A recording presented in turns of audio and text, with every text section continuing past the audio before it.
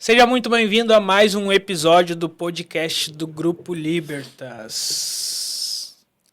Podcast que ainda não tem nome, mas que em breve terá. No terceiro episódio a gente já vai ter nome, então se você quer nos ajudar a escolher um nome para o podcast, deixa aí nos comentários uma sugestão de nome que de preferência comece com B, tá? Que a gente tem aquela coisa de B de alguma coisa, B de bastidores, B de business, B de beyond. Lado B. Lado B, a gente B. fala aqui. Podcast. Boa, Rafa. Boa, Rafa. Isso aí, Rafa. Cancela o nome, a gente já tem o nome escolhido aqui, pessoal. E hoje a gente Continua operando aí, deixa que a gente fala. e hoje a gente vai falar sobre um tema que talvez possa dividir opiniões no mercado e também aqui dentro da empresa. Então vamos falar sobre copy e branding, ou como diria um amigo meu indiano, branding. Então, para falar sobre esse assunto, a gente está aqui novamente outra vez com nosso coordenador de estratégia, Rodrigo, seja muito bem-vindo. Obrigado. Com o nosso CEO, Iago. Boa tarde. Desde boa tarde, né, cara? Desde boa tarde. E com uma das mentes mais brilhantes da nossa empresa, nosso coordenador de estratégia, Arthur. Seja muito bem-vindo, Arthur. Obrigado. Bora lá e já começo com uma pergunta. O que o copy compõe dentro do branding e qual a importância do branding na copy? Boa, vamos lá. Tem alguns pontos aí, né? Cara, vamos lá. O copy, né, quando a gente pensa em resposta direta, a gente tá pensando numa ação ali imediata, certo? Seja isso um clique, seja isso um cadastro, seja isso uma compra, etc. Quando a gente fala de brand, a gente também tá visando uma compra, só que não naquele momento, né? A gente tá focando justamente em futuros compradores. A gente não está necessariamente dialogando com as pessoas que vão comprar naquele momento, que estão prontas para comprar naquele momento. Porém, o branding, como o próprio nome já diz, visa justamente essa questão de construção de marca, como a gente falou até no primeiro episódio, sobre construção de ativos. Então, estou falando com pessoas que talvez comprem daqui a um mês, daqui a uma semana, daqui a 6 meses, daqui a um ano. É lógico que isso depende da categoria do produto. Enquanto que o copy de resposta direta ele está justamente focado numa venda de curto prazo. E diferente do que muita gente acredita no mercado, uma peça só performa mal quando tenta fazer as duas coisas ao mesmo tempo. Elas têm que conversar entre si, resposta direta com brand tem que conversar, porém uma peça só fazendo um papel de brand e de resposta direta tende a performar pior do que se as peças fossem isoladas. Também concordo que não são coisas contraditórias, né? Mas normalmente são vistas como elementos contraditórios. Então, o ideal dentro de uma construção de estratégia de empresa como um todo é a gente conseguir fazer com que as duas coisas convivam muito bem, né? Mas, obviamente, isso não é tão simples de ser feito, porque precisa ter uma coerência entre todas as comunicações, mas cada uma com o seu objetivo, que nem o Rodrigo trouxe. Porém, quando a gente olha para o mercado, normalmente o marketing de resposta direta está muito focado justamente no resultado em si, na performance em si, de curto prazo. Então, e a gente tem que entender a origem, né? Então, é um mercado que ele está acostumado a vender, muitas vezes, focado na venda e muito pouco interessado na LTV, muito pouco interessado na construção de marca. Ele quer tirar o máximo de valor possível dentro, até aquela oferta parar de funcionar, ele vai para uma outra oferta, e muitas vezes sem associar aquilo a uma marca, a uma empresa especificamente. Então, quando a gente olha para longo prazo, o marketing de resposta direta, ele tem vários elementos muito interessantes para a gente trazer para o nosso negócio. Vários princípios, várias análises, vários hacks que são interessantes, mas se você, no nosso caso, né, a gente tem uma marca que tem um rosto, a gente tem uma marca que tem valores, a gente tem uma marca que tem objetivos de longo prazo. A gente deve levar em consideração isso na hora de fazer os nossos funis de tráfego direto, porque se a gente não levar em consideração, a gente vai estar matando o nosso negócio no longo prazo em troca de um resultado de curto prazo. Então, ambos devem trabalhar em conjunto, mas não é tão simples de fazer isso, né? Mas, obviamente, quando a gente tem uma marca forte, também os funis que a gente vai fazer de performance, né, de modo geral, seja um lançamento, seja um funil, eles também tendem a performar melhor porque a marca já tem valor, né? Então, a chance, a intenção da pessoa confiar é maior, né, do que uma marca que não é conhecida, né? Eu acho que tem muito a ver com aquela questão de ciclos. Então, quando você vai, a oferta direta, ela tende a explorar uma demanda que você já gerou, né? O branding, ele faz com que você continue gerando novas demandas para que a oferta direta continue funcionando. Então, uma coisa é interdependente da outra. E a gente pode dizer que o branding é o que o cliente ouve da tua marca. Por exemplo, a copy é o que você pretende que a marca transmite. E o branding é o resultado final que o cliente ouve. Eu confesso que eu não gosto muito dessa definição. Eu acho que, do ponto de vista de estratégia, quando a gente fala de branding, quando a gente fala seja de branding, seja de resposta direta, a gente tem que ter em vista os objetivos do negócio. Porque, querendo ou não, você é um marqueteiro, você vai ter que prestar contas na sua empresa, você vai ter que pedir orçamento ali para o financeiro. Então, as coisas têm que ser justificadas nesse sentido. E aí, eu gosto muito mais de uma definição que de fato me ajude a tomar decisões. Ou seja, qual que é o propósito de fazer um branding, né? Ah, beleza, as pessoas vão falar da minha marca e tudo mais, ok. Nossa, me perdi. Mas beleza. No sentido de entender que não é só o que as pessoas vão falar, né? Mas são todos. Eu acho que a percepção que a pessoa tem a respeito da marca, os sentimentos que ela tem a respeito da marca, e o quanto aquilo incentiva na conversão ou não, enfim. Exato.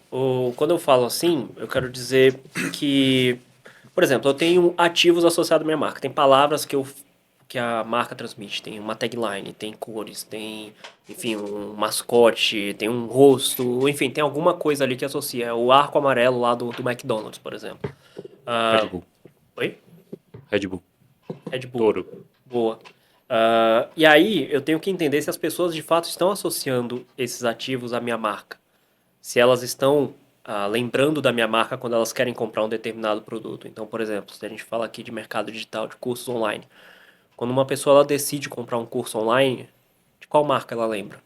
Ela me lembra da Betina, ela lembra do Grupo Libertas, ela lembra de algum outro player, por exemplo, de alguma outra marca. Nosso mercado, historicamente, ele não está muito preocupado com isso. Temos alguns poucos exemplos ali, mas geralmente ele não está muito preocupado com isso também. E então, será que a gente pode dizer que quem trabalha no formato só de lançamento não está muito preocupado com branding? Não. Normalmente não. Tem gente que se preocupa, questão até a própria formação de movimento em lançamentos, a própria divulgação ali do expert, querendo ou não, o lançamento ele faz barulho. Lógico, é uma ação que visa vendas ali, mas ele tem um papel também nessa construção de marca. Eu não diria que só porque faz só lançamentos não está preocupado com branding. Tem que entender o objetivo pelo qual faz o lançamento e como faz o lançamento. Então, se faz o lançamento só visando justamente o resultado de conversão do lançamento em si, ignora os outros fatores como construção de marca ou, por exemplo, a pessoa foca só no clique do anúncio e não foca na mensagem que aquele anúncio está passando ou a percepção que o anúncio está gerando, pensando no longo prazo, aí sim ele está pensando não está pensando em brand, né? Eu acho que não dá para ser tão literal a dizer que, tipo, se o cara só pensa no lançamento ele não está pensando em brand, depende de como ele faz, né? E eu acho que quando a gente fala de brand, eu acho que tem a ver com tudo isso. Então, eu posso fazer marketing, resposta direta, posso fazer lançamento, posso ter um time comercial, mas a forma como eu faço essas operações é que vai me dizer se eu estou construindo brand ou não, né? Aí entra muito a questão da identidade, né? Do negócio, a identidade de marca, a questão de clareza em termos de posicionamento, porque muitas vezes quando a gente fala eu acho que isso é uma confusão muito grande que tem no mercado. Quando a gente fala de branding, as pessoas pensam, remete muito fácil a uma campanha focada só em uma coisa conceitual, que é bonita e na real não é isso, né? Na real é você ir sempre reafirmando e deixando mais claro, mais nítido o posicionamento da sua marca. Aumentando visibilidade, aumentando reconhecimento de marca, que são coisas que eu consigo fazer no dia a dia, né? Eu consigo fazer nas campanhas, nos lançamentos e tal. Então, eu acho que a grande dificuldade para compreender isso é justamente quando a gente começa a misturar as coisas ou acha que branding é só uma coisa caricata lá.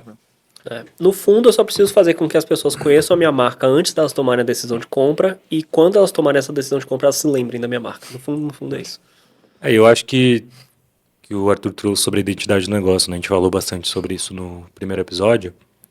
E isso, eu acho que o branding é a identidade da marca elevada à 10ª potência, digamos assim, né? Expressada de uma forma que eu consiga trazer a minha identidade para o mercado como um todo.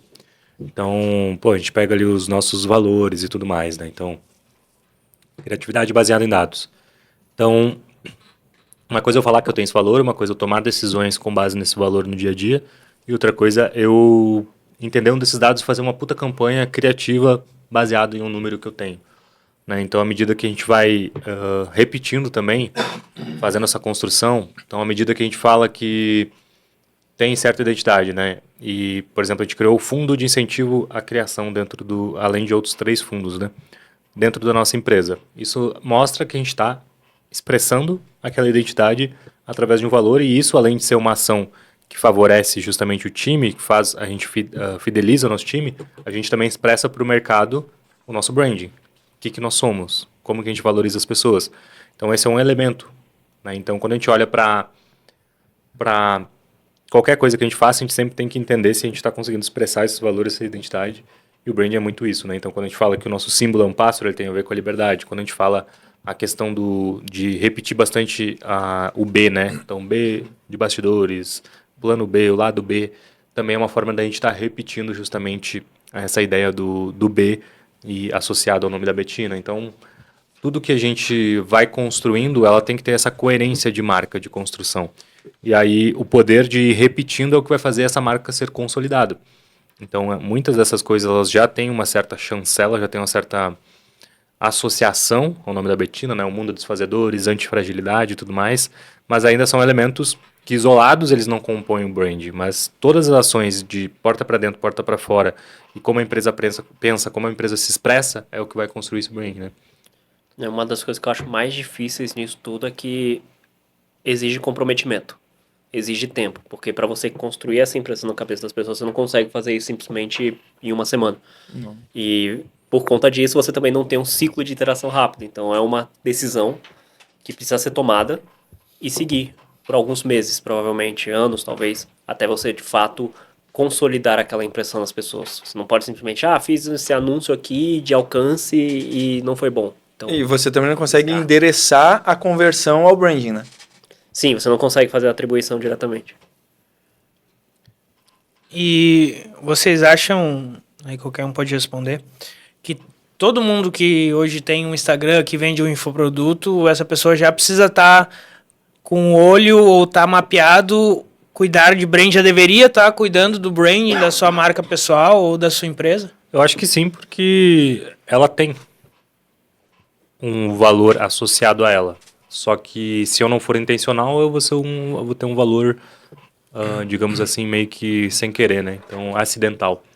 Então, acho que tem que ser intencional. Acho que não deve ficar neurótico em relação a isso, no sentido de, nossa, eu tenho que fazer, mas eu acho que já tem que ir colocando a sua personalidade, principalmente quando a gente fala de marca pessoal, o branding vai ser muito a extensão da personalidade dela, a expressão da personalidade dela. Então, eu acredito que, sim, tem que olhar para isso, mas não ficar neurótico no sentido, né, estou construindo, mas tem que ser mais intencional, porque querendo ou não, ela vai estar construindo uma marca. Eu acho Ela está construindo. A partir do momento que a gente está aqui sentado falando, a gente está construindo percepções em relação a quem nós somos, aqui é o Grupo Libertas. Então, se nós não formos intencionais em relação a isso, a gente vai deixar à mercê da percepção da própria pessoa. E aí, então por isso que a gente tem que ser intencional desde o começo. Eu acho que é intencionalidade e coerência, né? Você acha que a pessoa tem que ter desde o começo? Acredito que sim, desde o início, como você trouxe mesmo, né? É uma expressão da identidade, é a expressão de uma decisão também. Então não dá para simplesmente fazer ao acaso, né? Você simplesmente fazer, vou fazer qualquer coisa e aí depois eu descubro no meio do caminho. Não é assim que funciona. E, enfim, é uma construção de longo prazo que você tem que começar o mais cedo possível. E não precisa, como o Arthur mesmo trouxe, não é uma questão de campanhas publicitárias super caras e um negócio super sofisticado. Não, é simplesmente trabalhar a impressão das pessoas. É simplesmente você fazer as pessoas se lembrarem de você quando elas quiserem comprar um produto daquela determinada categoria. Vou comprar um carro. De quais marcas você lembra? Quais marcas você vai buscar, por exemplo? Quais são aquelas que tem, que você já tem uma preferência prévia, por exemplo? Isso é uma das coisas que talvez as pessoas confundam, né? Em especial o pessoal do marketing digital, né? Porque a gente olha pensando em branding, a gente já pensa e liga ao mercado tradicional e pensa, eu tenho que ter uma agência de publicidade para cuidar do meu branding. Mas não, né? A gente consegue começar nos pequenos atos ali, até na criação de conteúdo, na formatação e entrega de um produto, do meu produto online, do meu curso online. Exato. E aquilo que eu falei, né? Mesmo que você queira ou não, você tem. Você está construindo uma marca, só que você tem que ser intencional nesse processo. Então eu posso usar um objeto, posso usar, por exemplo, né? Um exemplo legal, talvez até o Thiago Negro, né? Então lá no começo ele usava moletom e tal, talvez não era intencional, ou era, enfim, ou era o jeito dele, e aquilo criou uma marca ao redor dele. Né? Então, a partir do momento que ele foi ocupando novas posições, ele veio fazendo uma transformação recentemente, aí mais intencional, né? Sobre a imagem que ele quer passar e tudo mais. Porém, a partir do momento que eu tenho toda aquela construção anterior, é um processo que demora para ser, né, reestruturado, né? Então, não existe... E aí, quando a gente fala de branding, não é simplesmente se posicionar como algo caro. Não, é ser intencional. Né? Então, por exemplo, a Bic não vai se posicionar como algo caro, mas o brand dela é intencional. É para ser um produto barato. E aí a Montblanc, por exemplo, vai se posicionar como algo caro. Então, são dois posicionamentos distintos, são duas empresas gigantescas, duas empresas que têm um alto faturamento, só que cada uma com seu posicionamento claro, a sua identidade clara, né? E aí, se uma tentar ser a outra, ambas vão falhar e vão justamente ir contra a todo o posicionamento que foi construído, né? Então, tem que ser sempre intencional, acho que esse é o principal ponto. E falando em branding, a gente olha, a Betina teve a sua ascensão ali na internet, naquele momento do meme lá, na empresa do mercado financeiro que ela trabalhava. Você acha que ela teve um grande trabalho para tirar essa imagem ali? Eu lembro que na época ela apareceu em muitos canais, em muitos lugares, né? Em mudar essa imagem e trabalhar esse branding mais da liberdade que a gente vem trabalhando. Foi alguma coisa simples ou foi muito pela antifragilidade dela que ela conseguiu fazer esse trabalho?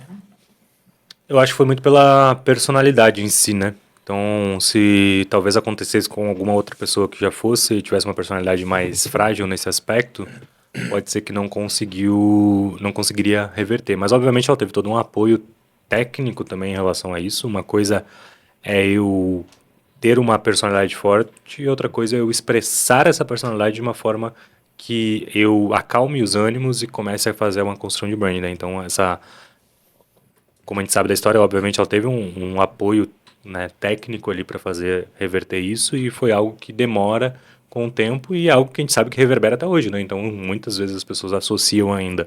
Só que a diferença é que a partir do momento que elas têm contato com ela hoje, elas conseguem enxergar toda a parte técnica, toda a construção do negócio feito, todos os feitos que ela teve e naturalmente todas as vidas que ela transformou, então naturalmente isso se torna um barulho maior do que aquele barulho do meme, né, em si. Mas obviamente aquilo trouxe atenção, então a atenção ela foi, digamos assim, utilizada da forma correta e foi construindo uma imagem correta, né, ao longo desses últimos anos, mas mesmo assim, mas acho que um dos fatores mais importantes foi ela não sangrar dentro de uma piscina cheia de tubarões, né, no sentido de não simplesmente eu estou errada, eu não sou assim, não. Tanto é que muito da personalidade que ela tinha na época do meme, ela continua trazendo isso, né? Então ela continua entrando em polêmicas que ela acredita que faz sentido.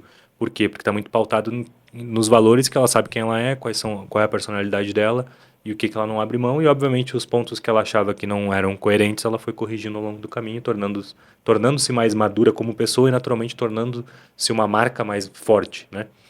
Então, eu acho que essa questão do caminho, da maturidade em si, ela funciona também para as marcas, né? Então, quanto mais madura e mais consolidada é uma marca, mais ela se torna incancelável, digamos assim. Eu acredito que a palavra-chave aí seria também essa questão de consistência.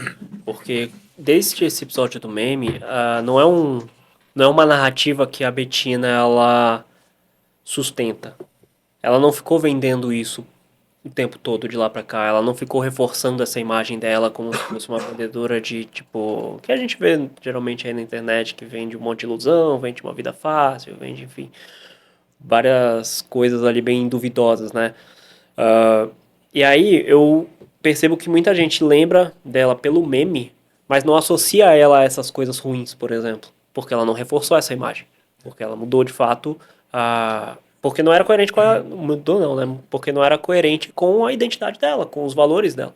Então o fato mesmo de ela ir construindo um negócio e de fato ir ajudando as pessoas, eu acho que isso contribui para as pessoas não associarem a algo ruim, por exemplo. Se lembram dela por conta do episódio, mas não associam a algo ruim.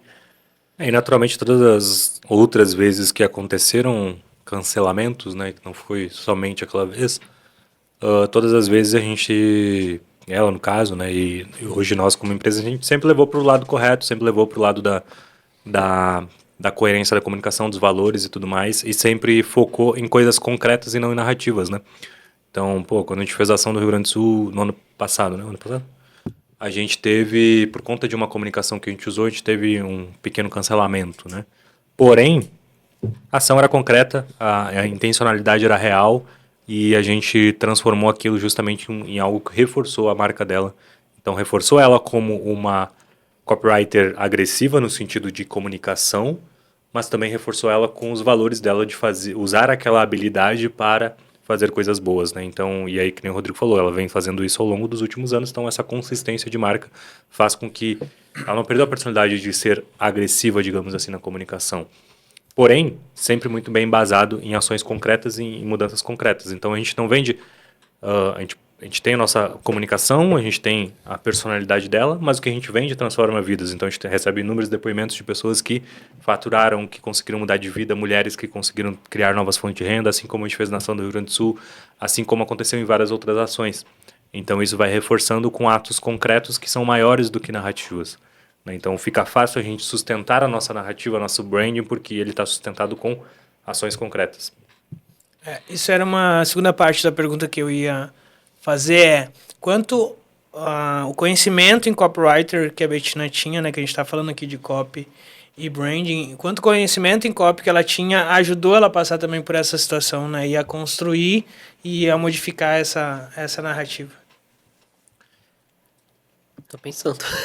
Eu acho que quem escreve bem acaba pensando bem também, né? Então acho que é uma questão de uma via de mão duplas, né? Então acho que o fato de saber organizar a construção das comunicações também faz ela organizar melhor os pensamentos. E eu acho que todos nós passamos por isso, né? Então a gente tem vários copywriters em posição de gestão dentro da empresa, pessoas que foram copywriters, a própria Bettina. E eu acho que copy é uma das principais habilidades nesse sentido, porque a gente aprende muito a arquitetura da comunicação, né? Então, pô, o que eu coloco primeiro, como é que eu chamo a atenção, como é que eu faço a construção de um raciocínio, como é que eu levo até a pessoa a uma tomada de decisão. E para mim, na minha vida, assim, trazendo um exemplo particular, e pode ter acontecido exatamente com a Bettina, eu acho que a habilidade de copywriting ajuda a gente pensar e organizar melhor os nossos pensamentos, né? Então, organizar melhor a nossa comunicação, como a gente vai falar.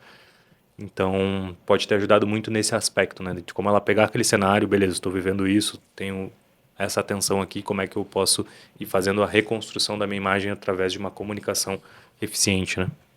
Não sei qual a opinião de vocês. Eu acho que uma das melhores coisas em copy é uma coisa que a gente até discute muito, né? Porque a boa copy, ela não esconde o produto. Ela, na verdade, encontra formas de mostrar o que aquele produto tem de melhor. Quando um produto é ruim, a copy ela tenta esconder o máximo possível o produto atrás de várias promessas e garantias e ofertas incríveis e tudo mais. E ali, no caso da Bettina, eu vi que ela simplesmente precisava mostrar quem ela é e contar a verdade. Então, esse treinamento de conseguir falar assim, pô, beleza, eu não posso fingir que as pessoas não estão falando mal de mim, eu não posso fingir que as pessoas não estão se importando com isso. Eu tenho que dar a cara a tapa, mostrar tudo às claras aqui e, de fato, trabalhar nessa construção dessa imagem, né? Eu acho que copy traz toda essa questão técnica, óbvio, né? Você consegue trabalhar melhor a comunicação e, naturalmente, você consegue lidar melhor com uma situação de crise, mas também, na linha do que o Iago trouxe, uma questão comportamental, né? Ela enriquece a tua visão de mundo e ela te dá mais recursos para lidar até emocionalmente, eu acho, com as coisas. Porque um bom copywriter, isso é uma coisa que eu estava conversando com com o Renan hoje cedo, numa reunião, um bom copywriter, mais do que a técnica, ele tem uma sensibilidade para enxergar as coisas. Então, uma coisa é você olhar para uma crise e ver uma foto ruim estática. Outra coisa é você enxergar várias nuances e conseguir lidar com essas nuances. Então, você saber que aquela pessoa, de repente, que está ali te atacando, ela nem é você que ela está atacando. Ela está atacando um estereótipo, ela está atacando um... Ou às vezes ela está só indo na onda da galera. Então, tipo assim... Ou ela está defendendo uma ideia dela e ela enxerga aquele acontecimento como algo que ataque uma ideia que ela defende, né? Isso. Então, eu acho que essa sensibilidade do... Então, se a pessoa tem, por exemplo, as pessoas só enriquecem enganando as pessoas. A partir do momento que outras pessoas começam a acusar uma pessoa de enganar, naturalmente ela compra a ideia porque ela já tem aquilo muito, muito enraizado, né? Exato, e gera uma associação. Exato. Então, desmistifica um pouco as coisas, sabe? Essa sensibilidade sobre a vida. Então, eu acho que se torna mais fácil de lidar e de ressignificar certas coisas por causa dessa visão de mundo. E hoje, Rodrigo, tu que é o coordenador lá de estratégia, o time de copy, quantas pessoas a gente tem no time? Como que é mais ou menos essa divisão de copywriters ali? Pô, vamos lá. Hoje a gente tem 4 chefes de campanha, que são basicamente estrategistas ali, cada um cuidando de um determinado funil. E a gente tem outros 2 copies flutuantes também, isso falando do time de copy, né? Então a gente tem um total de 6 pessoas. E basicamente, por que a gente faz isso aqui, né? Porque, até puxando muito isso do que o Arthur e o Iago trouxeram, é que a gente entende que a habilidade copy é uma habilidade fundamental hoje. E então a gente sempre, nessas posições de estratégia, como a pessoa ela vai ter que entender do público-alvo, ela vai ter que entender do funil, ela vai ter que entender da comunicação, ela vai ter que entender do produto, a gente começou a colocar de fato copywriters como chefes de campanha, como estrategistas, né? Então, basicamente, essa é a premissa hoje do nosso time. É uma regra, né? Então, não tem como ser estrategista aqui se não for copywriter sênior, né? Então, é uma premissa justamente pelos nossos valores também, criatividade baseada em dados. Então, não adianta a pessoa só entender de dados, daí a gente precisa de um analista de dados que vai nos entregar as informações, mas a pessoa tem que saber criar em cima daqueles dados, né? Então, o time do Rodrigo, ele tem essa exigência de trabalhar em 2 universos que muitas vezes as pessoas trazem até como contraditórios, que é a questão da comunicação e a questão dos números, né? Sou de humanas, sou de exatas. Tá Chefe de ferrado. campanha tem que saber os 2. Exato. E para falar um pouquinho para quem ainda tá meio por fora do mercado digital, quando a gente pensa em copy, a gente pensa que talvez seja um cara que tem habilidade de escrever texto, mas é só isso, saber copy? Se eu escrever bem, eu já posso ser um copywriter? Não, você tem que gostar de Já escrever. tá na frente de vários. Já tá na frente. Escrever bem é difícil pra caceta, né? Mas você tem que gostar de escrever de fato, porque, bom, você sempre vai estar produzindo alguma peça diferente. Qual foi a pergunta mesmo? Se só escrever bem, eu posso ser copywriter. Não. Só escrever bem, não. Você tem que, de fato, à medida que você vai avançando, talvez num primeiro momento, quando você for começar a carreira, sim. Mas à medida que você for avançando, você vai ter que entender de oferta, você vai ter que entender de funil, você vai ter que entender um pouco de tráfego, você vai ter que entender de público-alvo, você vai ter que entender de pesquisa. Tem que ter repertório. Tem que ter repertório, e é uma coisa que você não ganha em pouco tempo. Né? Às vezes a gente vê em faculdade os gênios aí se formando lá com mestrado, doutorado em matemática com 12 anos de idade, mas me mostre os bons escritores com 12 anos de idade, né? É uma coisa que o Arthur fala muito sobre repertório, né? Pra quem não sabe, o Arthur também já trabalhou de copy, né? E ele fala muito sobre escrever bem é muito do que você lê também, né, Arthur? Eu acho que a capacidade que a pessoa tem de absorver experiências das coisas que ela vive. Não é simplesmente viver algo, né? Tem um monte de gente que a gente conhece que passou por um monte de coisa na vida e o cara não aprendeu nada. O cara às vezes até piorou. E tem gente que passou por coisas na vida e se desenvolveu e amadureceu muito. Então, eu acho que tem muito a ver com isso, com absorver as coisas, né? A gente tem que ser muito... Tem que prestar atenção aí, entra até os valores da empresa, né? Tem que ter o valor da atenção sempre. Por quê? Porque isso gera repertório. Então, cara, quando eu escrevo... Quando eu trabalho com copy, eu preciso comunicar com as pessoas, não comigo mesmo. Então, só que as pessoas são milhares, milhões de pessoas, não sei, depende né, do lugar onde eu estou trabalhando. E, cara, eu preciso ter capacidade de articulação. As pessoas não têm a mesma cultura, nem todo mundo nasceu no mesmo lugar que eu, nem todo mundo tem as mesmas crenças que as minhas, nem todo mundo trabalha na mesma área que eu. Então eu preciso ter repertório para conseguir comunicar. E daí, para ter repertório, tem que botar alguma coisa pra dentro da cabeça. Então tem que ler. E não é ler copy. Né? Não vou lá ler. Nossa, mas eu já li 47 livros de copy. Tipo, grande merda, cara. Sabe? É treinar sua capacidade de observação. Exato. Pô, tu já leu romance? Já leu filosofia? Sabe? Pô, tu tem que enriquecer a tua capacidade intelectual para tu conseguir comunicar com as pessoas. Senão fica muito mas eu raso. trago também essa questão da leitura como um meio para chegar nesse ponto de percepção, sabe? Eu acho que muita gente romantiza também, né? A ideia de, tipo, você vai ler romance e você vai ficar bom em copy. Também não é É verdade. alta cultura. Também não é Só verdade. ler. Eu acho que é uma questão de capacidade de percepção mesmo sobre as coisas e atenção real. Por quê? Porque o que importa, a parte mais importante de uma copy é uma boa ideia, e essa ideia ela tem que estar. E isso é uma das coisas que copywriters novatos assim ignoram, e até já tem uma certa experiência, mas que não olham para negócios como um todo ignoram, né? Então ele vai lá e cria uma narrativa animal, mas ela não é coerente com a narrativa da empresa. Então, tipo, beleza, mas não tá seguindo as diretrizes do negócio, entendeu? Não adianta eu criar uma narrativa incrível e essa narrativa não tá coerente com o meu público, não tá coerente com o negócio em si. Então, a gente tem a narrativa macro do negócio e as narrativas que a gente faz das campanhas, elas têm que conversarem com a narrativa macro. E aí vem o ponto de como o branding e copy andam juntos. Né? Então, as campanhas de copy, as campanhas mais específicas de conversão, mesmo ela sendo campanhas de conversão, ela tem que ter elementos da narrativa macro do negócio, que é o grande guarda-chuva da comunicação do negócio como um todo, né? Então, e até mesmo quando for contraditório, tem que ser contraditório intencionalmente. Então, tem empresas que fazem, né? Vou fazer uma narrativa contraditória, mas muitas vezes é para chamar a atenção sobre um elemento porque aquilo não está coerente com a comunicação macro dela, né? E, obviamente, né, as pessoas fazem muita análise de obra pronta, né, no sentido da Jaguar lá, que eles fizeram toda a comunicação totalmente incoerente com o que a empresa vinha sendo nos últimos anos, mas a realidade é que ninguém sabe o que estava acontecendo lá dentro, né, não sabe se foi uma mudança total do negócio ou se foi um erro de comunicação como um todo, enfim, a gente nem sabe os números, né.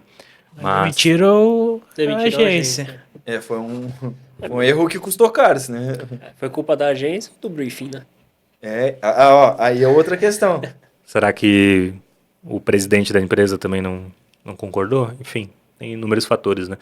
Mas é um erro que até grandes empresas cometem, que nem a gente está vendo. Então, às vezes, no ato de desespero e tudo mais. Mas, então, essa narrativa o copywriter tem que ser muito observador mesmo. Então, tem até um exemplo, né, de uma campanha que a gente criou, que a gente tirou uma frase que estava dentro de mais de 35 mil respostas, né? Então, uma frase virou toda uma campanha. Por quê? Porque aquela frase, ela tinha uma big idea ali, ela tinha uma ideia interessante e, naturalmente, aquela ideia fazia sentido com a narrativa da empresa, fazia sentido com a narrativa do produto, e a gente trouxe aquilo, criou toda uma campanha em cima daquilo e foi, inclusive, a melhor campanha, né, daquela empresa na qual a gente atuou junto, né, antes de ser aqui na Betina. Então foi uma excelente campanha que surgiu de uma única resposta. E isso só acontece por conta da capacidade de observação e dessa sensibilidade, né, e dessa interesse ali. Então, essa atenção é muito importante, muito observação real. Tem um ponto legal aí, né? Porque quando a gente fala de copy, pensando aqui agora mais especificamente em resposta direta mesmo, né? Sempre tem aquele papel da pesquisa. Tem que pesquisar e tal. E beleza, faz sentido. Você tem que pesquisar, tem que entender se você está atraindo o público certo ali com o objetivo da sua campanha e tudo mais. Só que o pessoal muitas vezes acaba escondendo essa baixa capacidade de observação em uma pesquisa basicamente numérica. Então, eu quero ver quantas pessoas responderam isso aqui, é isso aqui que eu vou usar. Como se fosse o quantitativo ali fosse suprir a falta dessa dessa observação. E isso vira um problema meio que crônico, né? Então, a partir do momento que a pessoa não tem essa capacidade de observação, ela também não consegue pensar especificamente no como fazer aquilo. Então, preciso fazer 10 anúncios. Daí a pessoa vai lá e faz 10 anúncios, eles são quase o mesmo anúncio. Eles só são arquivos diferentes. Por quê? Porque a pessoa fez em velocidade e ela não parou para pensar, não parou para criar, não parou. Ah, mas esses já são validados. Beleza, são validados, repete os validados, mas entende por que que ele foi validado. Aonde que está o elemento que faz com que ele seja um anúncio bom? E aí, a partir daquilo, eu extraio, crio algo novo, mas com a essência daquilo que funciona, né? Então, e é muito difícil de ensinar isso, né? É um processo que demora pra caramba, assim, mesmo com copies experientes, a gente tem que estar sempre reforçando isso, a gente tem que estar sempre voltando o olhar para a criação, porque a tendência é que a gente vá pro pragmático, né? Uma coisa, tanto quando a gente fala sobre branding, quando fala sobre copy, até resposta direta, né? Nesse processo de pensar sobre aquilo, é sempre sair do piloto automático e tirar o produto do centro da copy. É botar o lead no centro da copy, é botar a pessoa, o indivíduo que está na outra ponta, né? Então, eu posso falar do produto, eu posso falar do mecanismo, eu posso falar da oferta, eu posso falar das dores, dos desejos, mas sempre eu tenho que ter um olhar para o lead. Porque quando eu desconecto a minha copy da pessoa que vai ler ela, daí já não é nem copy mais que eu estou fazendo. Não sei o que é, mas não é mais copy. Aquilo ali não... Então, vira aquele... Chuva de gatilhos. Uma chuva de gatilho clichê, sabe, um embolado de framework ali, eu vou empilhando frases de efeito cara, isso não funciona. Não gera conexão. Normalmente essa copy gera um sentimento... A copy tem que gerar um sentimento único ao final, né? Ela tem que gerar uma clareza ao final. E a partir do momento que eu não tenho isso, muitas vezes eu gero mais confusão. Então, beleza, o cara teve algumas frases que mexeram com ele, mas ele, beleza, não entendi o que eu tô fazendo aqui, não entendi o que vai mudar na minha vida, tô com um sentimento de confusão, né? Não um sentimento de, beleza, é disso que eu preciso, né? Mas esse pensamento, né, essa empatia que o copy ele tem que desenvolver quando ele está escrevendo, é por isso que o Jordan Peterson ele fala que os mecanismos que você precisa desenvolver, os músculos que você precisa desenvolver para se tornar um bom escritor são basicamente os mesmos músculos que você precisa desenvolver para se tornar uma boa pessoa. Porque você tem que entender muito do outro. Então, e a pesquisa ela entra nisso nesse sentido, de entender o outro. E não simplesmente pegar o que as pessoas estão falando, fazer uma conta de a maioria das pessoas está falando isso, vou fazer essa promessa. Então, se trata muito mais de um entendimento muito mais sincero e de fato gerar uma conexão, uma empatia por aquela pessoa que está ali do outro lado, para de fato escrever algo que crie esse sentimento único, né? E aí entra uma questão de barreira moral também, né? Então, beleza, eu entendo do ser humano, mas aí eu utilizo justamente mecanismos exagerados que usam essa dor do cara. A gente vê muito isso em copy de resposta direta, né? Então, e aí vem a questão do branding. Então, os valores do negócio tem que segurar isso para que você não faça a famosa copy safada, né? Ou também a questão do branding se tem que segurar isso, né? Então, principalmente se você está trabalhando com expert, que nem o nosso caso. Eu não vou sacrificar a imagem da Bettina, inclusive como pessoa, em troca de uma conversão de uma VSL, né? Em troca de uma conversão de um funil para público frio, ali, digamos assim, ultra agressivo, ou que tenha o mecanismo de copy, tenha a qualidade da copy, da escrita, só que ultrapassando num tom de quase que da verdade, né? Quase que da ética em si, né? Então tem que tomar muito cuidado com isso. E geralmente que os experts que seguem por essa linha têm uma vida curta também de internet, né? Exato. Uma coisa que muita gente às vezes confunde quando a gente fala branding, né? É ter uma cor, é ter um logo, é ter uma fonte, e esse é meu branding, então é isso que eu vou fazer. Mas o branding é muito mais que isso. E a copy, ela tá incluída dentro do meu brand, né? Cara, se o pessoal só fizesse isso, ainda tava melhor, mas o sujeito fala, não, vermelho converte mais do que verde, vou trocar a cor. Colocaram um blazer e a partir de agora eu vendo high ticket. Não, eu copinho do whisky. E aí você não cria nenhuma consistência, você tá a cada 3 dias trocando toda a sua tipografia, toda a sua paleta de cor, todos os seus elementos visuais, e aí toda aquela coisa que a gente conversou de criar essa memória, de criar essas associações nas pessoas, isso nunca vai acontecer.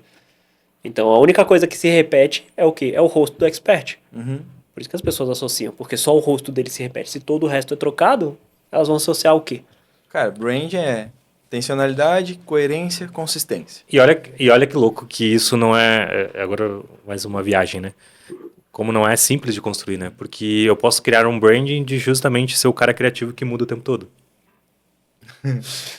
Não posso? Pode. Eu posso ser o cara que, tipo, Pode ser a tua cada marca. dia aparece com um cabelo diferente, a cada dia faz uma narrativa diferente, só que o ponto de conexão tá justamente na inconsistência. Só que ele está sendo consistente Tem uma linha em ser mestra inconsistente. ali. Uma Exato. linha mestra, Então é meio doido, entendeu? Mas Existe coerência. existe coerência. Então tem empresas que estão numa linha mais criativa que, por exemplo, vão trazer essa ideia, né? Então, ele vai ser consistente em ser inconsistente, só que intencionalmente falando, né? Cara, é bizarro. A gente fala dessa parada, né, de branding como se fosse a coisa mais simples e ninguém entende. Não é isso, tipo, é super complexo isso. Não é um rolê simples, assim, né? Tanto que se a gente pegar lá, o Ogilvy falava décadas atrás que a marca era como sementes, né, que deveriam ser plantadas e que os publicitários, lá na época do Ogilvy, e os publicitários, ao invés de plantar, estavam comendo as sementes. Então, imagina, até hoje a gente ainda está discutindo o conflito entre oferta direta e branding. Não é como se fosse algo simples, assim. Mas é muito doido isso, assim, as pessoas trazem coisas caricatas achando que aquilo é brand. Então, né, que nem o lance O do... high ticket é o novo high ticket aí. De que eu tenho que estar de terno e uma camisa e usar um coletinho. Vira uma Exato. caricatura bizarra. A galera traz um negócio caricato e falta essa sagacidade, sabe? Uma construção mais inteligente, imprimir mais personalidade. Tipo, você vai se diferenciar no mercado de high ticket, você vai se diferenciar botando um terno. Daí o cara vai lá, tira umas fotos com um terno. Tá todo mundo de terno. Então, que diferenciação é essa se o mercado de high ticket inteiro tá igual, cara? E é uma questão de sustentar aquilo que você apresenta, né? Então, é meio doido. E é difícil de pensar. Tem que olhar o contexto como um todo. Mas, por exemplo, se eu olho um jovem, sei lá, um cara adolescente, e ele quer passar mais maturidade. Aí o cara vai para um extremo oposto. Ele vai lá, é um jovem que anda de terno o tempo todo. Só, cara, isso é muito distante. É muito distante. Ele vai parecer um jovem caricato. Ele vai fazer um jovem e vai ficar muito caricato. Então o cara não tem nem... não se sente nem confortável usando sapato. E aí ele vai lá para um extremo. Mas, pô, eu sou um jovem, eu quero passar um pouco mais de seriedade. Ele poderia simplesmente não se vestir como os colegas de escola dele, mas continuar tendo uma aparência de jovem. Né? Então é muito, muito complicado. E da mesma forma que tem pessoas que sustentam e usam terno a vida toda que acabam sendo prejudicados pelas outras pessoas que estão usando e, na verdade, o cara já usa aquilo, né? Então é um conjunto de fatores que vai fazer com que aquela marca traga sustância, né? Que ela seja sustentada por aquilo. Mas eu acho que entra até numa questão que a gente comentou no episódio lá anterior, que é justamente essa troca entre tudo que é de longo prazo para uma coisa de curto prazo. Em algum momento alguém falou que se você quisesse vender high ticket, você tinha que se vestir desse jeito, beber isso, fumar charuto e, enfim, fazer tudo isso, porque para essa pessoa converteu melhor. E aí essa pessoa, ela rodou uma campanha, essa campanha performou por algum motivo, e aí ela vai atribuir a esses elementos para ela justamente vender isso, né? E eu acho que tem uma associação clara aí. Eu acho que a pessoa que se veste mais social, ela tem tendência a vender produtos mais caros. Ela tem uma percepção de autoridade. Só que sozinho isso não vai se sustentar. Então não adianta eu vender uma vez e aí quando o cara for, por exemplo, eu vendi uma mentoria, quando o cara for sentar na minha frente, eu não sustentar aquilo, não falar pro cara faz assim, assim, assado, mostrar o conhecimento, mostrar o embasamento técnico. Não adianta. Né? Então, é sempre um equilíbrio entre o que parece e o que é, né? Então... Exato. Pode até dizer que é uma condição necessária, mas não é suficiente. Exato. Não, é isso, não é o suficiente. Pô, o que adianta você botar uma roupa premium e ter uma comunicação de varejo? Exato. Entende? Uma oferta de nicho black. Cara, não fecha, a conta não fecha. Exato. E aí, trazendo para dentro do nosso ecossistema, o Grupo Libertas, o que a gente pode elencar da Betina como marca e o Grupo Libertas como marca que estão hoje reforçando o nosso branding? Na minha visão, a gente está engatinhando ainda em relação a isso e a gente tem que ser muito humilde nesse aspecto, né? Eu acho que tem vários elementos que já associam a imagem da Bettina, como a gente fala da frase lá, o mundo dos fazedores, a questão da antifragilidade, a questão do próprio ZD, ele já tem essa associação forte, né? Como o produto ali, essa parte de liberdade. Então, esses elementos do pássaro, por exemplo, a gente vem reforçando bastante isso. A questão do B, né? A gente vem usando em várias comunicações isso também. As pessoas já associam, já brincam com isso, né? Então, internamente, a gente já brinca com isso. Então, A postura do over-delivery já é uma marca entre o nosso público cativo. isso é muito conhecido também, né? Então, a satisfação dos nossos clientes, o foco nisso, né? Então, as pessoas entram com uma expectativa alta, mas a gente sempre acaba suprindo isso, e isso é real em todas as nossas frentes, e isso tem muito a ver com a responsabilidade extrema, com a atenção e tudo mais, isso acaba gerando uma entrega muito boa, né? Mas o azul marinho, o dourado, são coisas que a gente vem começando a trabalhar, mas ainda são elementos que eu não diria que estão 100% associados, né? Então, é uma construção que a gente vem fazendo conscientemente, a gente vem fazendo essa construção, e ainda tem alguns bons anos para frente para a gente consolidar essas marcas cada vez mais forte. Mas, quando a gente olha para o lado, né, para concorrentes e tudo mais, a gente já tem uma associação clara, então isso é bom. Mas, como a gente sempre fala, né, a gente sempre olha para os mercados mais maduros em relação a isso. Então, quando a gente olha para uma Red Bull da vida, obviamente a gente está muito longe de ter uma consistência de marca. Quando a gente olha para alguns concorrentes, a gente está muito bem. Mas ainda tem muito caminho para percorrer, né? Sim. Não, eu concordo. Assim, todos esses elementos que a gente vem trabalhando é uma questão de tempo. É uma questão de fato, reforçar esses elementos. Então, não deixa de ser uma aposta que a gente está fazendo. E, como toda aposta, tem o seu respectivo risco também, né? Então, a gente não está iterando e trocando esses elementos em prol de uma conversão rápida ali, porque a gente percebeu que, sei lá, se tirar o pássaro do anúncio, ele vai converter mais. Mas, enfim, é uma construção que a gente já vem fazendo e que esperamos aí que no futuro as pessoas comecem a associar cada vez mais. Um exemplo legal disso, né? Então, quando a gente entra, por exemplo, em assuntos polêmicos e tudo mais, a gente acaba também sendo conhecido por falar o que as pessoas gostariam de falar, mas não falaram. Então, a gente é visto como um ponto de segurança também.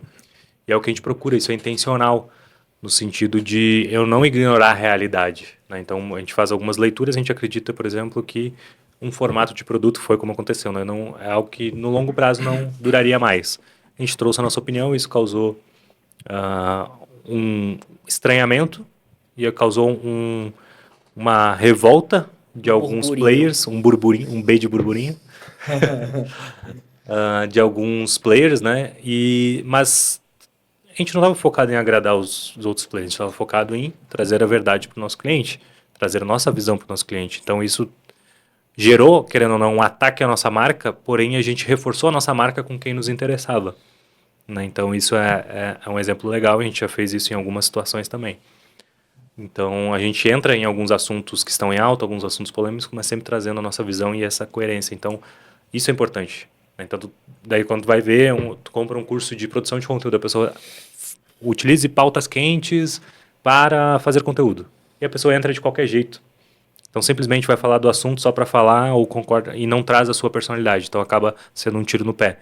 Então, é muito importante para esses momentos também. Como que eu vou entrar naquele assunto? Como que eu vou falar sobre aquele assunto de uma forma que reforce a minha marca e não de uma forma que prejudique a minha marca, né?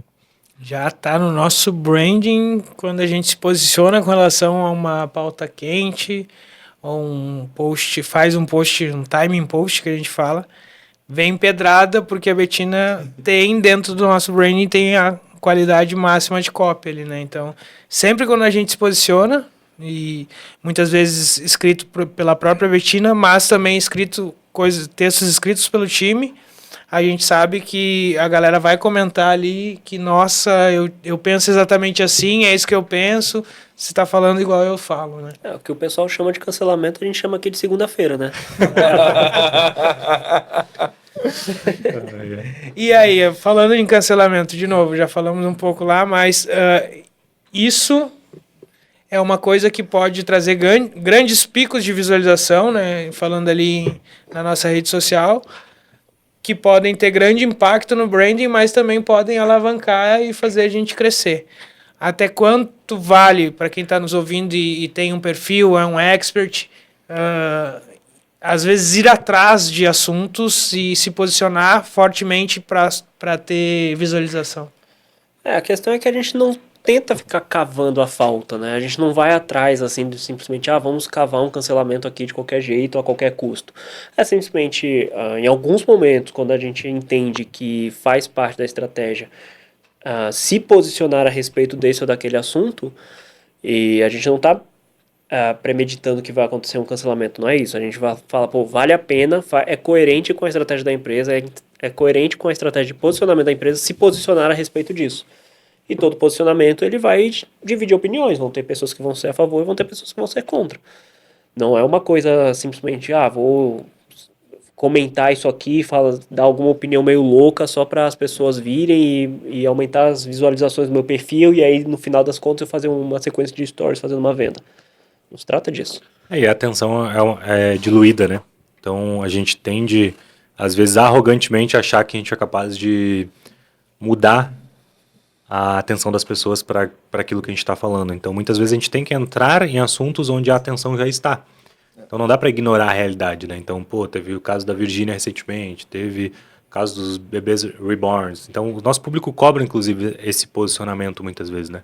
Então tem grandes eventos como Copa do Mundo, Olimpíadas, são assuntos que eles vão estar em voga e faz sentido a gente entrar nesses assuntos de uma forma que seja coerente com os nossos valores e coerente com aquilo que a gente fala.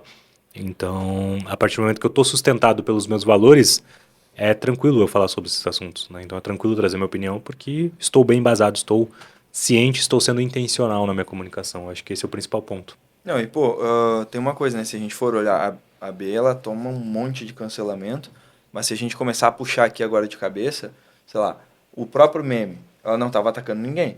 Ela estava defendendo a visão dela de mundo, estava defendendo, né, aquilo que ela acreditava, que era levar a liberdade através de investimento e tal. Se a gente pegar o cancelamento do Rio Grande do Sul, a gente estava defendendo algo, a gente estava defendendo uma causa. Se a gente pegar um cancelamento do Mastermind, sei lá, pode falar, dane-se, cancelamento do Mastermind, ela estava defendendo a visão dela de negócios. Se você quiser se inscrever no nosso Mastermind, brincadeira. E não, em nenhum momento esses cancelamentos que a B sofre são atacando alguém deliberadamente.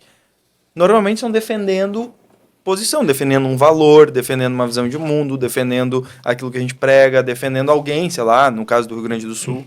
Então, tem diferença entre sair criando polêmica só para chamar atenção e tu defender algo em que tu acredita. E outra, se você ficar caçando só isso para você tornar isso a sua linha editorial, você não tem substância nenhuma. Sim. Você só vai caçar aquilo Vira uma página de fofoca, né? Vira uma página de fofoca. E não tem consistência de resultado, né? Porque eu dependo de algo externo para conseguir ter um resultado, né? Então, obviamente, quando tem esses assuntos, a gente utiliza a nosso favor, mas a nossa estratégia não está pautada nisso, né? Então, que nem o Rodrigo trouxe. Então, a estratégia está pautada em coisas consistentes que a gente consegue repetir, que está no nosso controle. Então, naturalmente, quando entra esses assuntos, eles acabam sendo um elemento a mais, né, que a gente trabalha. Falando um pouquinho, então, de copy, quais áreas a gente pode identificar, Rodrigo, Iago, pode falar, Arthur também, onde a gente aplica onde a gente aplica copy dentro da empresa? Todas. Próxima pergunta. Absolutamente todas. Cara, nosso RH manda muito em copy. Vocês têm que participar das processos seletivos com o RH. A Ruana... Inclusive, ela acabou de mandar um comunicado para aprovar. Ó. Aí, ó. Até o comunicado a gente valida a copy também. Mas, cara, eu acho que de ponta a ponta, realmente, assim. Então, desde a rede social até as reuniões internas. Então, toda a estrutura da reunião interna, né, é pensada para que a gente tire o melhor proveito dela. E copy, eu acho que é muito isso, né? Copy, eu tenho um público e eu tenho um objetivo. A minha função é conectar através de uma comunicação o meu público ao meu objetivo, a ação que eu quero que ele tome, né? Quando a gente fala uma reunião de cultura, eu quero reforçar meus valores. Então, eu posso pensar através de copy. Quando eu quero falar de redes sociais, eu quero espalhar minha mensagem. Então, conhecer de copy também funciona. Quando eu vou atender meu cliente, nossa, isso faz muita diferença, as pessoas não notam.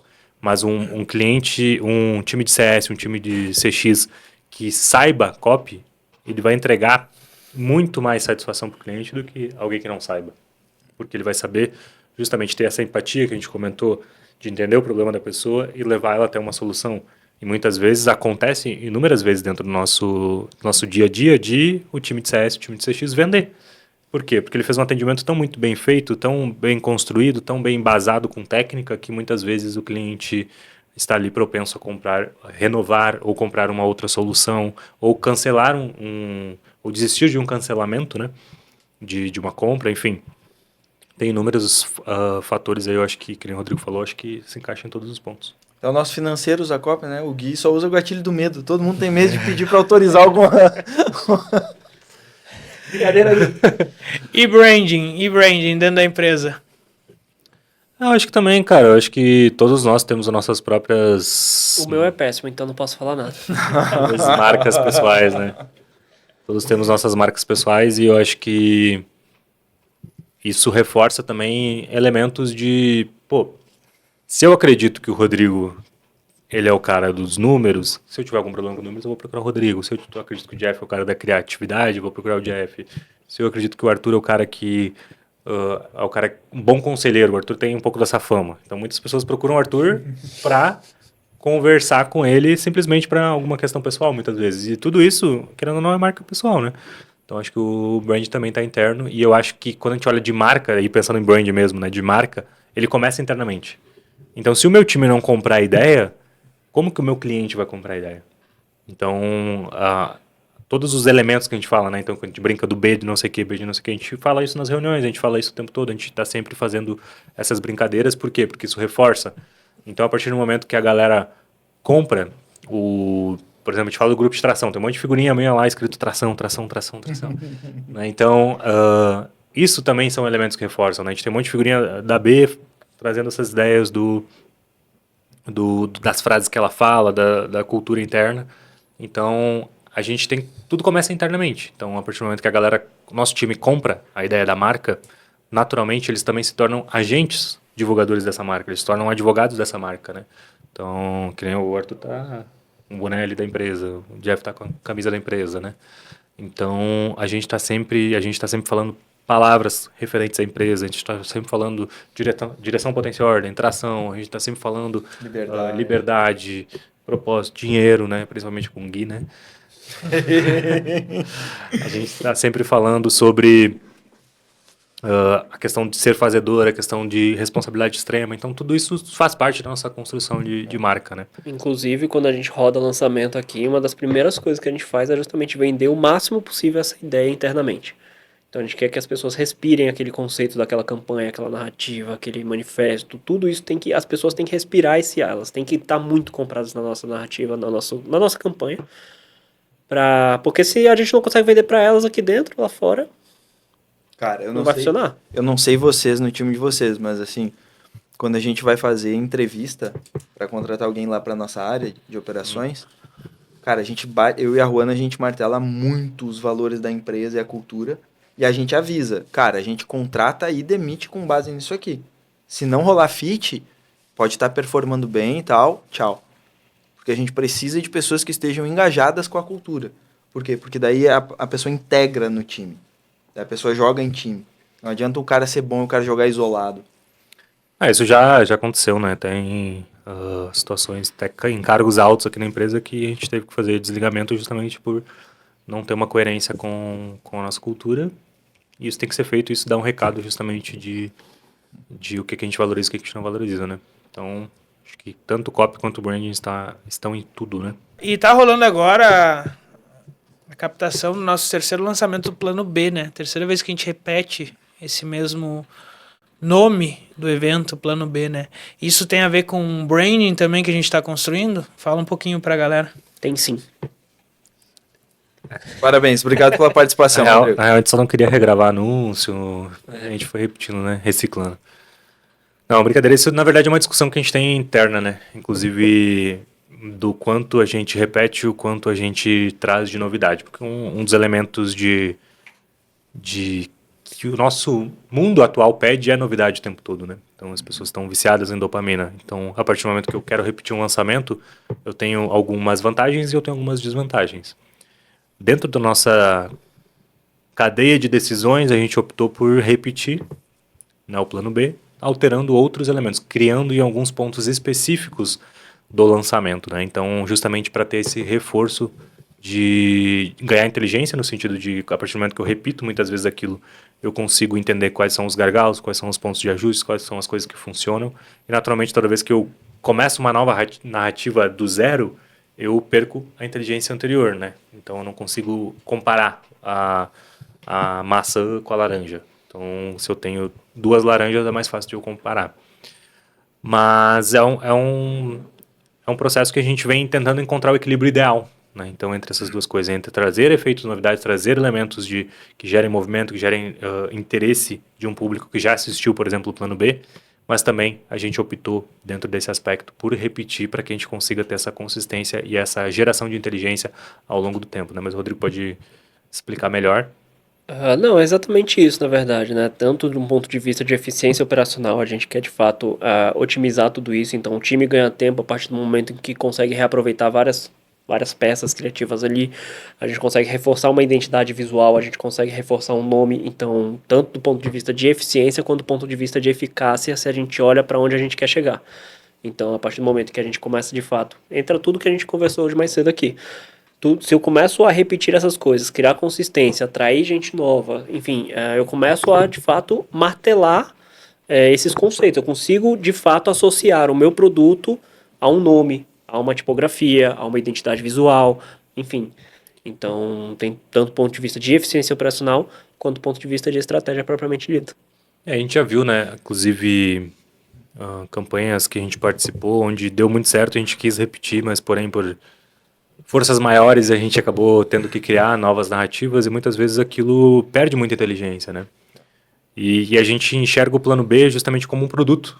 Então, o nosso objetivo é tornar o Plano B um produto gratuito. Quando a gente fala explicando, né? Quando a gente vai fazer um lançamento, a gente faz um evento gratuito e esse evento ele tem um nome. E normalmente as pessoas ficam criando novos eventos, e a gente optou por estar repetindo o Plano B e tornar ele quase como um produto. Então, tornar o Plano B as 3 aulas gratuitas, ou as 4, 5, dependendo da estratégia, tornar elas tão boas quanto vários produtos gravados que tem por aí. Então, dessa forma, a gente cria valor para aquele produto. Então, as pessoas sabem que indo para o Plano B, elas vão aprender, né? Então, e a gente vai entregar valor para elas. Isso, naturalmente, cria uma força de marca para um produto gratuito. E isso, no longo prazo, segundo as nossas apostas, né, é que isso vai ser muito melhor do que a gente ficar criando narrativas novas o tempo todo. Então, a gente vai ter espaço para criar, mas vai criar nos momentos certos e não nos momentos onde a gente está mais alavancado, né? Então, a gente trabalha, em lançamentos, a gente trabalha alavancado, ou seja, a gente investe um valor alto e, naturalmente, a gente espera retornar aquele valor. Só que, naturalmente, se eu invisto algo antes de retornar, eu tenho um risco. No lançamento, a gente trabalha muito alavancado. Então, a gente opta por diluir os riscos, talvez perder um pouco em inovação, mas então a gente tem pouca variação das métricas, tanto para mais quanto para menos, então isso torna um pouco mais seguro a nossa construção, né? Todo o mercado ele tem uma inércia, né? No sentido de existem práticas que são comuns ali e essas práticas são muito difíceis de serem mudadas. Porque já existe uma cultura no mercado de que é assim que é feito, é assim que funciona, tem muita gente fazendo, e a partir do momento que tem muita gente fazendo, se torna muito arriscado fazer algo diferente.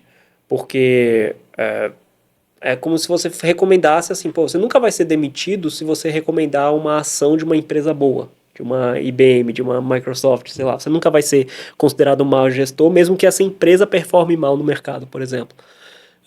O que isso significa no final das contas? No final das contas que a partir do momento que a gente percebeu essa inércia do mercado de tipo assim, as pessoas elas sempre estão mudando as narrativas, elas sempre estão mudando a identidade visual, elas sempre estão mudando a tipografia, elas sempre estão recomeçando do zero, a gente falou, vamos na contramão disso, vamos ter consistência, vamos construir algo, vamos repetir mais as coisas. Então é lógico que isso é um erro não, um risco, e entre aspas, desconfortável, porque a partir do momento que você faz uma coisa que é meio contraditória ao mercado, você também se coloca numa posição mais sensível, né? Dizer frágil, mas mais sensível. Talvez vulnerável. Mais vulnerável, exato. Então, para a gente caminhar para o encerramento do nosso podcast, a pergunta que a gente fez lá no início, né? O que é mais importante, focar em copy ou focar em branding? Os dois. Os dois. Os dois, com certeza. Consenso aqui, então. Então vamos passar as nossas redes sociais aí pra galera que tá ouvindo, se quiser nos acompanhar também. Temos um compromisso aqui de produzir conteúdo. Eu tô me sentindo pressionado com isso aí, cara, só pra ficar registrado. Então, se quiser me seguir lá no Instagram, é @ojeffersonpeixoto. Meu é @rodrigo.mpveiga. Meu é Iago Ilha. Quer explicar? Vai tá na tela. @o Arthur Vargas. Então, se você acompanhou até aqui, curta esse episódio, se inscreva no canal, compartilhe com quem você acha que precisa desmistificar essa briga de copy e branding, para você entender que copy e branding andam juntos. E não esquece de deixar no comentário aí qual o nome do nosso podcast. Muito obrigado, até mais.